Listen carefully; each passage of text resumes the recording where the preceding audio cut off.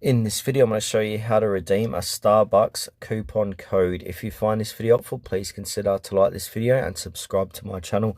In saying that, let's just jump straight into the video.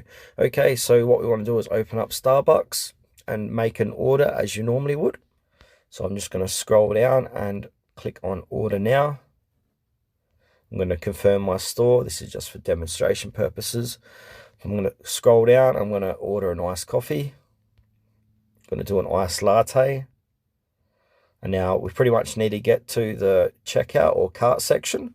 So now I'm going to view my bag, my shopping bag, or review my order. Now from here it will say review order, and it'll show you where's that Starbucks you're going to order from. So I'm going to confirm that again.